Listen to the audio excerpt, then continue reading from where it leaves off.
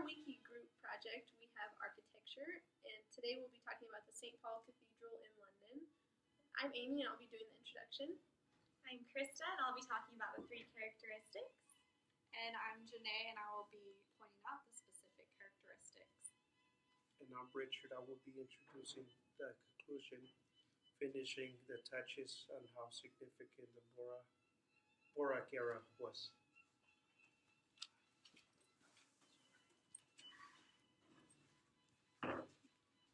Christopher Wren was an English designer in the late 17th and 18th century. His most notable work is that of the St. Paul's Cathedral, although he helped design 51 other churches and various other buildings after the Great Fire of London in 1666. St. Paul's Cathedral was built from 1675 to 1720 and had many different elements, including Gothic, Renaissance, and Baroque. St. Paul's was built on the same foundation as an earlier church that was lost to the Great Fire of London.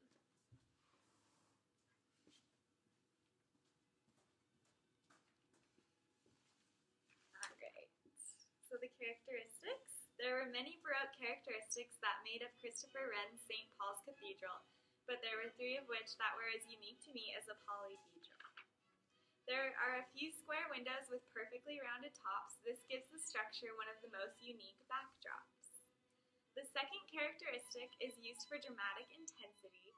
The use of light and shadows prove it to be part of the Baroque antiquity.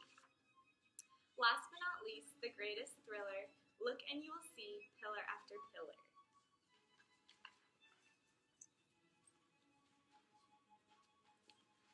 So some specific characteristics is the west front of St. Paul's Cathedral.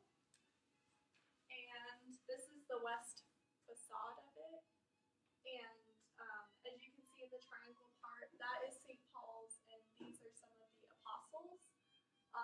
Just the great detail, you can see like the horses and the tails, and there's people like riding the horses. And so that was just a great characteristic, really immense detail. The second part of the west front is actually the statue of the Queen. So the statue of the Queen is this one. This is Queen Anne. She was the queen during the time that it was built. You can see the gold detail on like her baton thing, and then her hands, like the detail, and her robe and the rope, and also her face. Just some kind of characteristics of Baroque, just the immense detail and kind of elaborate. And those are some characteristics about it.